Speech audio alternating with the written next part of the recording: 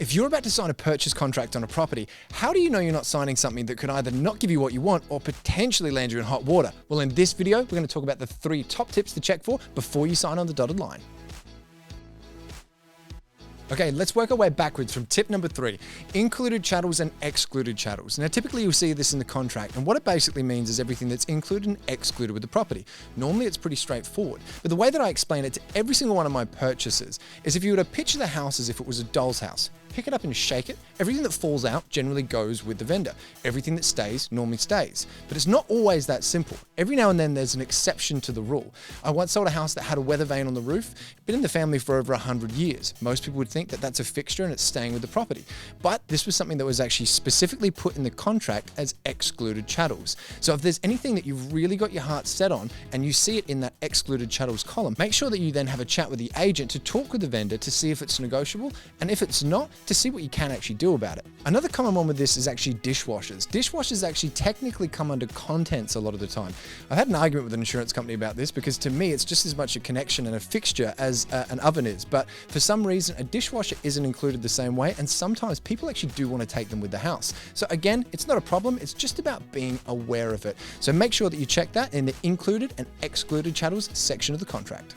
Tip number 2, names on the contract. Now this one should seem pretty straightforward. Everyone knows their own name, right? But the thing that you might not know is if you're definitely going to purchase it with someone. I've had a lot of instances where couples might want to purchase a property together, but then after talking with their accountant in a bit more detail, they then found out it was better just to purchase in one of their names, or even vice versa. So as far as taking names off or adding them onto a contract, it is doable, but not by way of a standard addendum.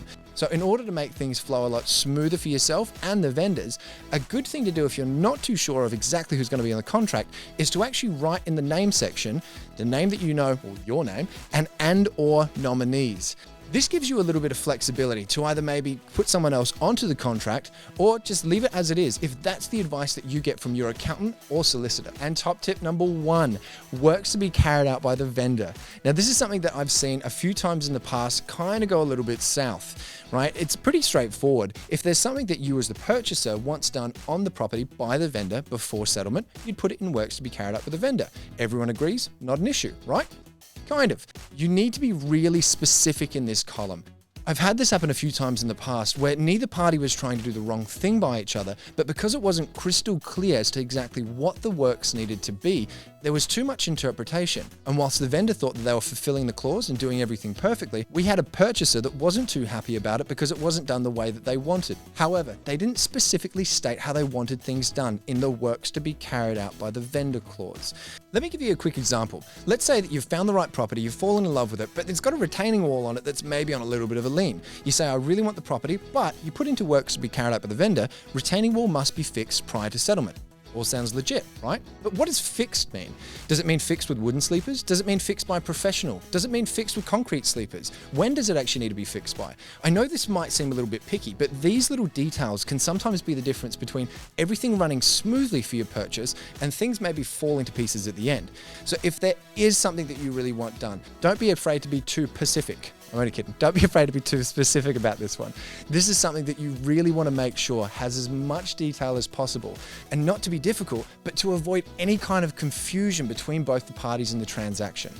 Thanks for watching, guys. I hope you found that video helpful, and just make sure that before you sign a contract, if there is something that you don't understand, don't ever be afraid to ask the agent or your solicitor conveyancer to make sure that they can explain it to you in a way that you are comfortable with.